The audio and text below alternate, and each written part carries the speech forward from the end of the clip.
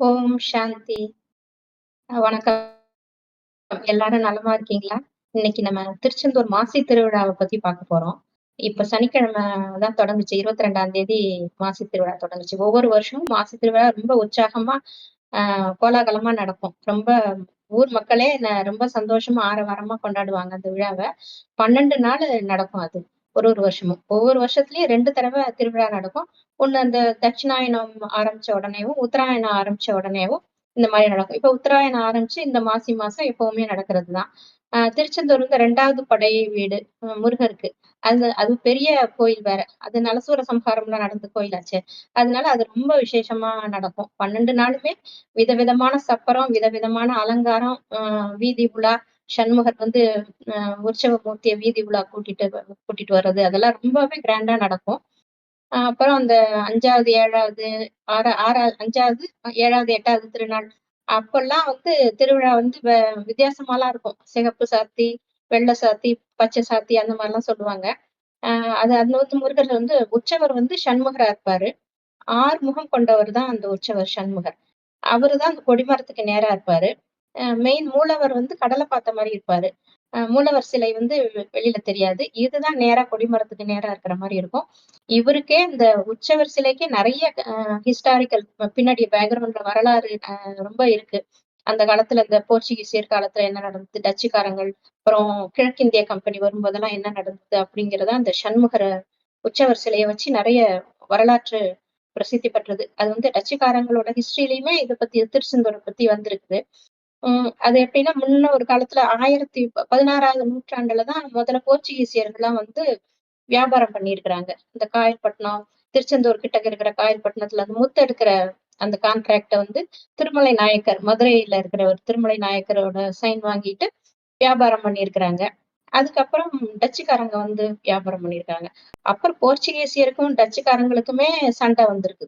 டச்சுக்காரங்கள விரட்டி விட்டுருக்காங்க. அப்ப அவங்க வந்து சிலோனுக்கு போயிட்டு, அங்க ஒரு சப்போர்ட் ஆளுங்கள எல்லாம் கூட்டிட்டு வந்து, திருப்பி அந்த போர்ச்சுகீசியரோட இங்க வந்து சண்டை போட்டுருக்காங்க திருச்செந்தூர்ல.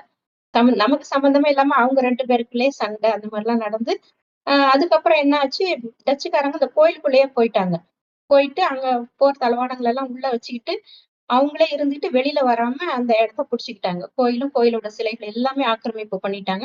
அப்ப இந்த திருமலை நாயக்கர், ஊர் மக்கள் எல்லாரும் சேர்ந்து எவ்வளவு போராடியும், அந்த சிலைய அவங்கள வந்து வெளியில தள்ள முடியல. அப்படி இருக்கும்போது என்னாச்சு, திருமலை நாயக்கர் வந்து பேரம் பேசினாரு. நீங்க வெளியில போணும்னா என்ன செய்யணும்னா, நெறைய பொன் பொருள் குடுத்தா தான் நாங்க வெளியில போவோம்ன்னு டச்சுக்காரங்க சொல்லியிருக்காங்க. அப்ப வந்து சரின்னு ஒத்துக்கிட்டு அவரு நெறைய பொன் பொருள்லாம் குடுத்திருக்கிறாரு. அத வாங்கிட்டு போம்போதுமே, அவங்க வந்து சும்மா போகாம, அங்க இருக்கிற அந்த உற்சவர் சிலை இருக்கு இல்லையா? அந்த சண்முகர் சிலை. அதையும் நடராஜர் சிலையும் பொன் சிலைன்னு சொல்லிட்டு அவரு கடத்தி கொண்டு போயிட்டாங்க. கப்பல்ல ஏத்தி கொண்டு போயிட்டு இருக்கும்போதே, கொஞ்ச நேரத்துல திருவிளையாடல் ஆரம்பிச்சுருச்சு. எப்படின்னா, பயங்கரமா அங்க புயல், சூறாவளி காத்து வந்துருச்சு. கப்பலே அப்படி கவிழ்ந்துரும் போல ஆடியிருக்கு. அப்ப அந்த டச்சுக்காரங்க என்ன செஞ்சாங்க, பயந்துட்டு இந்த சிலைக்கு உண்மையிலே பவர் இருக்கு. அதான் இப்படி நடக்குது அப்படின்னு சொல்லிட்டு, அந்த சிலைகள கீழ போட்டா நமக்கு சரியாயிடும்.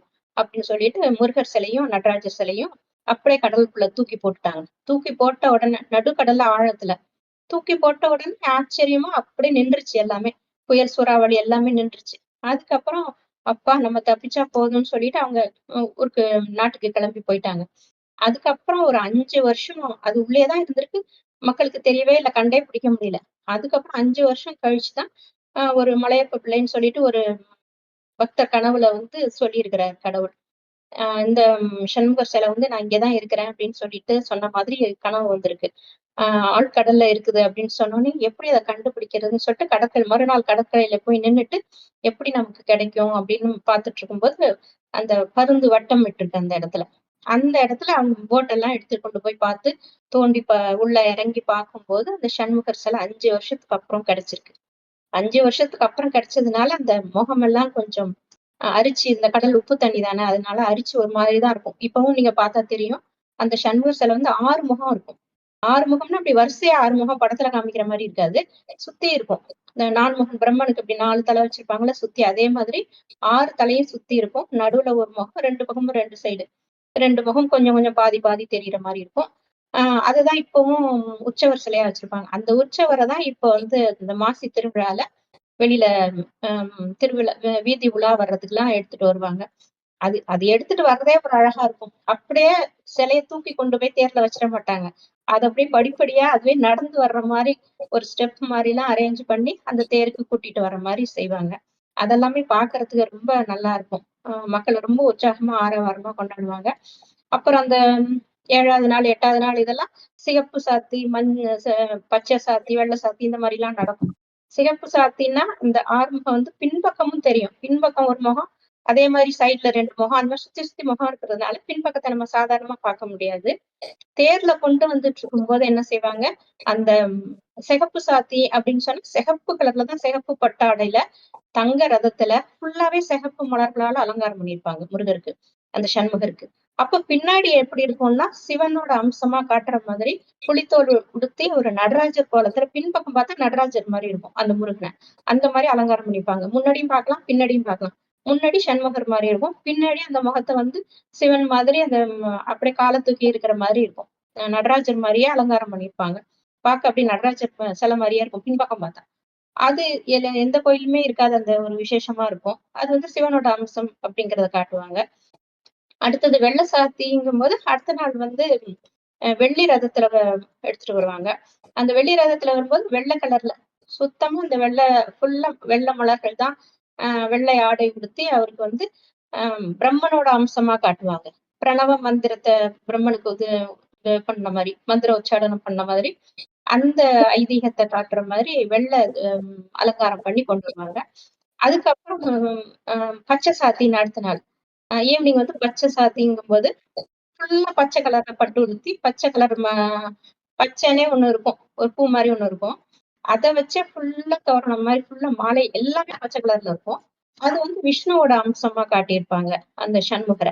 இந்த மாரி ஒரு ஒரு நாளும் ஒரு ஒரு அலங்காரம், ஒரு ஒரு சப்பரம், ஒரு ஒரு ஒரு நாள் வெட்டி வேரால அலங்காரம் பண்ணியிருப்பாங்க. இந்த மாரி சப்பரமும் வேற வேற மாரி இருக்கும், அலங்காரம் வேற வேற மாரி இருக்கும், உற்சவமும் வேற வேற மாரி இருக்கும். இப்படி ஒரு ஒரு நாளும் ரொம்ப கோலாகலமா கொண்டாடி அந்த முருகர எடுத்துட்டு வருவாங்க. அப்புறம் அந்த கொடிமரத்துக்கே நெறைய கதைகள் இருக்கு. அந்த கொடிமர காவியம் அப்படின்னே ஒரு இருக்கு. அப்புறம் அத தவிர வில்லுப்பாட்டு அந்த மாரியும் சொல்லுவாங்க. அந்த கொடிமரத்த பத்தின கதைகள வந்து வில்லுப்பாட்டாவும் இன்னை வரைக்கும் சொல்லிக்கிட்டு தான் இருக்கிறாங்க.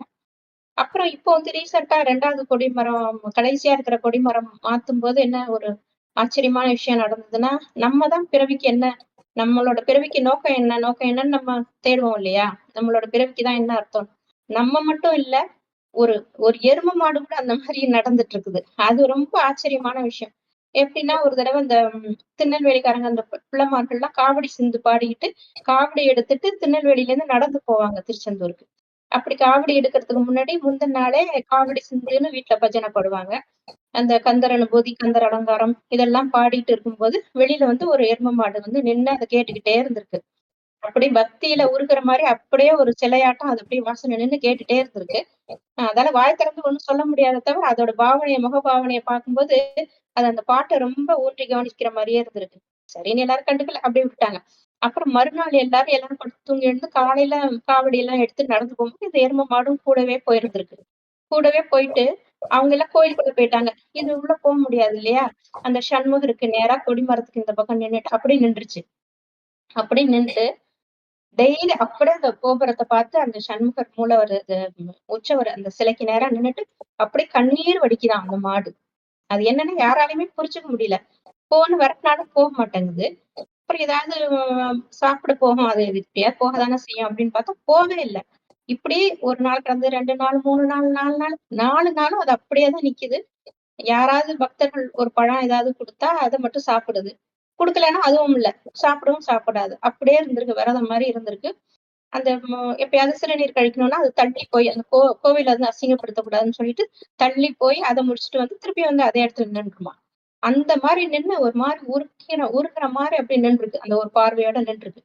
அப்புறம் ஒரு நாள் என்ன ஆச்சு, அந்த தர்மகர்த்தா கனவுல வந்து கடவுள் தோன்றி, "நீ வந்து கொடிமரம் உளுத்து போயிட்டு வேற மரம் வேணும்னு சொன்னியே, அது நாளைக்கு வரும்" அப்படின்னு சொல்லியிருக்கிறார் கனவுல. உடனே அப்புறம் சண்முக விலாசத்துக்கு போய் பாரு அப்படின்னும் சொல்லியிருக்கிறாரு. சண்முக விலாசம் அப்படின்னா, இந்த திருச்செந்தூர் கடல் பேர் தான் சண்முக விலாசம். அவரு உடனே கடற்கரைக்கு வந்து மறுநாள் காலையில நின்றுருக்காரு. சண்முக விலாசத்துல எப்படி வரும்? வாசலேருந்து யாராவது ட்ரக்ல கொண்டு வருவாங்க. மரத்த எப்படியாவது யாராவது கொண்டு வருவாங்க போல இருக்கு அப்படின்னு வந்து நின்னு பார்த்துட்டு இருக்கும்போது, பார்த்தா எரும மாட்ட காணோம். அப்போ ஒருத்தர் சொல்றாரு, "அங்க பாருங்க கடல்ல எரும மாடு வர மாரி தெரியுது." அப்படின்னோனே, கடல்ல வந்து அப்படியே கடல் பயங்கர ஆக்ரோஷமா இருக்கும். திருச்செந்தூர் கடல் எல்லாரும் பார்த்திருப்பீங்க. ஆண் கடல்ன்னு சொல்லுவாங்க. அது வந்து ரொம்ப ஆக்ரோஷமா இருக்கும். ராமேஸ்வரம் கடல் வந்து பெண் கடல்ன்னு சொல்லுவாங்க. அது அமைதியா இருக்கும். அது வந்து அந்த எதிர் அலைய நோக்கி அது வந்து கஷ்டப்பட்டு வருது. அந்த மாடு கொம்புல வந்து இந்த கொடிமரம். ரொம்ப நீளமான கொடிமரம், அழகான கொடிமரம். அத தள்ளிக்கிட்டே வருது கஷ்டப்பட்டு. அந்த எரும மாடு அந்த எதிர்நீச்சல் மாரி போட்டு. அந்த தண்ணி வர எதிர்த்து வர இதுல வந்துகிட்டு இருக்கு. வந்து ஒரு வழியா கரையில வந்து சேர்த்து அந்த மரத்த கொண்டு வந்து சேர்த்துருச்சு. சேர்த்துட்டு ஒரு கோபுரத்த பார்த்துச்சு அவ்வளவுதான். கண்ணீர் வந்தது. பொத்துன்னு விழுந்துருச்சு. அவ்வளவுதான். முடிஞ்சு போச்சு. இத பார்த்து ஆச்சரியம் தாங்க முடியல மக்களுக்கு. இப்படி இல்லாம ஒரு மாடு கூடயா இவ்ளோ பக்தி பண்ணும்? இவ்ளோ பக்தி பாவனையா இருக்குமா? அதோட பிறவி நோக்கமே முடிச்சிட்ட மாரி அதுக்கு தோணியிருக்கு போல இருக்கு. அந்த மரத்த கொண்டு வந்து போட்டது அதுதான் அதோட கடமை அப்படின்னு சொல்லிட்டு நம்ம முடிச்சுட்டோங்கிற நிம்மதியோட கோபுரத்த பார்த்துட்டு சாஞ்சுட்டுது. இப்ப கூட அதுக்கு வந்து சமாதி கட்டியிருக்காங்களாம். இது வந்து ரொம்ப ஆச்சரியமான தகவல். வேற எந்த கோயிலுமே நடக்காதது. அப்புறம் அந்த கொடிமரத்த பத்தியே நெறைய உண்டு. சூரசம்ஹாரம் பத்தி ஏற்கனவே நம்ம போட்டுட்டோம். அ அது அ 2வது படை வீடு தான் அது முருகர பத்தி எல்லாம் நம்ம சொல்லிட்டோம். அப்புறம் இந்த கொடிமர காவியம்னு சொல்லிட்டு கொடிமரத்த பத்தி நெறைய கதைகள் இருக்கு. அதுல ஒரு கதை வந்து கல்வெட்டுலலாம் இல்ல. ஆனா வில்லு பாட்டா இப்போ வரைக்கும் பாடிட்டு இருக்கிறாங்க. அது என்ன கதைன்னா, ம் இதோட ரகசியத்தெல்லாம் பின்னாடி சொல்லுவோம். அ முன்னொரு காலத்துல இந்த மாசி திருவிழா பல நூற்றாண்டா நடந்துட்டு இருக்கு இந்த மாசி திருவிழா. நடுவுல வந்து கொஞ்சம் தடைப்பட்டு போயிருக்கு. பல நூற்றாண்டுகளுக்கு முன்னாடி. அப்ப எதுக்கு அந்த காரணம் என்னன்னு பார்க்கும்போது, கோயில்ல கொடிமரம் இல்ல. அதனால தான் திருவிழா நடக்கல அப்படின்னு சொல்லிட்டு, முதல்ல கொடிமரம் வைக்கணும் அப்படின்னு சொல்லிட்டு எல்லாரும் கடவுள்கிட்ட பிரார்த்தனை பண்ணியிருக்கிறாங்க. அதுக்கப்புறம் ஒருத்தர தேர்ந்தெடுத்திருக்காங்க. ஆறுமுக ஆசாரி அப்படின்றவர்ட்ட தேர்ந்தெடுத்து, அவர்கிட்ட பொறுப்ப குடுத்துருக்காங்க. நீங்க தான் உங்களுக்கு ஒரு ஒரு குழு மாரி வச்சுக்கங்க. எத்தன பேர் வேணுமோ கூப்பிட்டுக்கங்க. அப்படின்னு சொல்லிட்டு ஒரு 20 பேர அரேஞ்ச் பண்ணி, ஒரு 21 பேர் கொண்ட குழு வந்து இந்த கொடிமரம் வந்து செய்யணும். அது வந்து பெரிய சந்தன மரமா இருக்கணும். ஒரே மரமா எந்த பழுதும் இல்லாம இருக்கணும். அதுக்குன்னு சில அம்சங்கள் இருக்கு. அதுக்குள்ள லட்சணங்களோட இருக்கும். அது ஆசாரிக்கு தெரியும். அவர்ட்ட சொல்லி பொறுப்பா அவர்ட்ட குடுத்துட்டாங்க. அந்த மரத்த சுத்தி அந்த செப்பு தகடால அடிச்சு உள்ள மரம் இருக்கிறதே தெரியாது. அப்படிதான் பண்ணியிருப்பாங்க. கொடி மரம்லாம். ஒரு 12 அடிக்கு மேல இருக்கும். நல்ல ஹைட்டா இருக்கும். அந்த மரத்த வந்து நீங்க தான் செஞ்சு கொண்டு வரணும்னு பொறுப்ப குடுத்துட்டாங்க. சரின்னு ஆசாரி வந்து 21 பேரையும் கூட்டிக்கிட்டு போலாம் அப்படின்னு சொல்லிட்டு, அதுக்கு முன்னாடி அவரோட குலதெய்வம் மாரி ஒரு அம்மன் கோயில் இருக்குது. அங்கேயே போயிட்டு முதல்ல கும்பிட்டுட்டு போலாம் அப்படின்னு சொல்லிட்டு, அங்க திருச்செந்தூர்லயே இருக்கிற அந்த மந்தை கிட்ட இருக்கிற ஒரு அம்மன் கோயிலுக்கு போயிருக்காரு. அவரு மட்டும் உள்ள போயிருக்காரு. மத்த 20 பேரும் வெளியில நின்னுருக்காங்க. சின்ன கோயில் தான். அதனால. அவரு வந்து கருவறைகிட்ட போய், இந்த காரியம் நல்லபடியா நடக்கணுமா தாயே அப்படின்னு சொல்லிட்டு வேண்டிட்டு, இருக்கும்போது அந்த அம்மன் கண்லேருந்து அப்படியே கண்ணீரா வழிஞ்சுதாம். உடனே என்ன இப்படி கண்ணீர் வழியுது அப்படின்னு அவருக்கு ரொம்ப திடுக்கிட்டு போயிட்டாரு அவரு. ஆ என்னம்மா அர்த்தம் இதுக்கு அப்படின்னு அந்த அம்மன் கிட்டயே கேட்டிருக்காரு. அந்த அம்மன் வந்து அசரீரி குரல்ல சொல்லியிருக்கு. நீ இப்போ நல்ல நற்பணிக்காக தான் போற. கோயிலுக்காக நீ கொடிமரம் செய்யறதுக்காக மரம் எடுக்க தான் போற. இது நல்ல காரியம் தான். ஆனா ஒரு விஷயம் நடக்கப்போது. நீ மட்டும் தான் திரும்பி வருவ. மிச்சம் இருக்கிற 20 பேரும் வரமாட்டாங்க. அப்படின்னு சொல்லிட்டு அத நினைச்சா தான் எனக்கு கஷ்டமா இருக்கு. அப்படின்னு சொன்னோனே, ஐயய்யோ! அப்பன்னா வேண்டாமான்னு ஒரு நிமிஷம் நெனச்சிருக்கிறாரு. இல்ல, இல்ல. இது வந்து நடக்க தான் செய்யணும். இது வந்து ஆண்டவன் கட்டளை. இத நீ வெளியில யார்ட்டயும் சொல்லவும் கூடாது அப்படின்னு சொல்லிட்டாங்களாம். உடனே அவர் மனசு கலக்கத்தோட வெளியில வந்துட்டு எப்படி இந்த 20 பேரையும் எப்படி நம்ம இழக்க போறோமான்ற ஒரு பதட்டத்துல இருந்திருக்கிறாரு. அப்புறம் இதுக்கு ஏதாவது ஒண்ணு செஞ்சே ஆகணும்னு சொல்லிட்டு, ஒரு மந்திரவாதி கிட்ட போய் கேட்போம் நம்ம. அவர் வந்து மை போட்டு குறி சொல்லுவாராம். அவரையும் கூட்டிட்டு போவோம். அவரு ஏதாவது ஹெல்ப் பண்ணுவாரு இதுலேருந்து தப்பிக்கிறதுக்கு அப்படின்னு சொல்லிட்டு அந்த களக்காட்டு மலைக்கு தான் போனோம். இவங்க வந்து ஏர்வாடி பக்கம் போயிருக்காங்க. போயிட்டு அந்த ஒரு மந்திரவாதி அங்கதான் ஒரு முஸ்லிம் சகோதரர் தான். அவரு வீட்டுக்கு போயிட்டு அவர போய் கூப்ட்டுருக்காங்க. அவர பார்த்து சின்ன தம்பி மரக்காயர் அவரு பேரு. அவர்ட்ட போய் இவரு சொல்லியிருக்காரு. இந்த மாதிரி அம்மன் சொல்லிட்டாங்க. எனக்கு பயமா இருக்கு. நீங்க தான் ஏதாவது செஞ்சு சரி பண்ணணும். இதுக்கு ஏதாவது பரிகாரம் இருக்குதா? எல்லாம் பார்த்து மை போட்டு பாருங்க. ஏதாவது சொல்லுங்கன்னு சொல்லும்போது, பரவால்ல நான் பார்த்துக்கிறேன். நீங்க வாங்க நான் உங்களுக்கு துணையா இருக்கேன். ஆ வாங்க நம்ம போலாம். அப்படின்னு சொல்லிட்டு நல்ல காரியத்துக்கு தானே போறோம். போலான்னு சொன்ன உடனே, அவங்க ஒய்ஃப் எங்கேன்னு கேட்டுட்டு வந்து பாத்திமா பீவி. எனக்கு வந்து கனவு ஒண்ணு வந்துச்சு. நீங்க ஏதோ காட்டுக்குள்ள போயிட்டு திரும்பி வரும்போது, ஆ பணமா திரும்பி வந்த மாரி கொடூரமா கொலை செஞ்ச மாரி எனக்கு ஒரு கனவு வந்தது. நீங்க போகாதீங்க, போகாதீங்கன்னு சொல்லியிருக்காங்க. அப்ப அந்த அவரு மரக்காயர் வந்து அதெல்லாம் இல்ல நான் வாக்கு குடுத்துட்டேன். வாக்கு குடுத்துட்டா நான் போய் தான் ஆகணும்னு சொல்லிட்டு, அதெல்லாம் ஒண்ணும் நடக்காது. நீ தைரியமா இருன்னு சொல்லிட்டு போயிட்டாராம். எல்லாரும் அந்த 21 பேரும் இவரும் சேர்ந்து எல்லாரும் போயிட்டு இருக்கும்போது, ஆம் அதுக்கு தகுந்த மாரி மரம் கிடைக்கவே இல்ல. அப்புறம் அந்த பொதிகை மலை, மேற்கு தொடர்ச்சி மலை தான் அந்த ஓரத்துல இருக்கும். அப்படி தேடி தேடி போகும்போது அது உயரமான பகுதி. ஒண்ணொண்ணுக்கும் ஒரு பேர் இருக்கும். காக்காட்சி மலை அப்படின்னு சொல்லுவாங்க. அந்த மேல போயிட்டாங்க. எல்லாரும் மேல போயிட்டா, இவங்க தேடின மாரி அம்சமான ஒரு மரம் கிடைச்சுச்சு. ஒரு சந்தன மரம். ரொம்ப நீட்டா, ரொம்ப உயரமா, ஒரு பழுதும் இல்லாம ரொம்ப நல்லா இருக்கு. இந்த மரம் தான் வேணும்னு அந்த ஆசாரி செலக்ட் பண்ணிட்டாரு. அதுதான் நம்ம வந்து கொண்டு போணும் அப்படின்னு சொல்லிட்டு, சரி நம்ம வெட்டி கொண்டு போலான்னு அப்படின்னு சொல்லிட்டு, இருங்க நீங்க மை போட்டு பாருங்க. இது கரெக்ட் தானா அப்படின்னு சொல்லும்போது, அந்த மரக்காயர் வந்து மரத்தடியில வந்து மை போட்டு பார்க்குறாரு. அப்ப பார்க்கும்போது அவரு வந்து, "இல்ல இந்த மரத்த நம்ம வெட்டக்கூடாது. இதுக்கு வந்து அடியில சுடலமாடன் சுவாமியும், மேல வந்து ஆ சங்கடஹரன் அதான் தேவதையும் இருக்கு. 21 தேவதை மாட தேவதைகள் இதுல குடியிருக்காங்க. அதனால இத நம்ம வெட்டக்கூடாது அப்படின்னு சொல்லியிருக்காரு. இருந்தாலும் இவரு வந்து இத செலக்ட் பண்ணிட்டாரு இல்லையா? இந்த ஒரு மரம் தான் அம்சமா இருக்கு. அந்த கொடி மரத்துக்கு தகுந்த மாரி இருக்குன்னு சொன்ன உடனே, சரி அத நம்ம பாத்துக்கலாம். அவங்களெல்லாம் நம்ம வந்து அனுப்பிச்சு விட்டுறலாம். விரட்டிட்டு நம்ம வெட்டலாம் அப்படின்னு சொல்லிட்டு, நீங்க எல்லாம் போகணும். எங்களுக்கு வந்து இந்த திருப்பணிக்காக நீங்க வேணும்னு சொல்லிட்டு, கோடாரி எடுத்துட்டு வந்து இந்த மரக்காயரு மத்தவங்களும் சேர்ந்து ஓங்கி இருக்கிறாங்க. கோடாரியால ஒரு வெட்டும் வெட்டிட்டாங்க.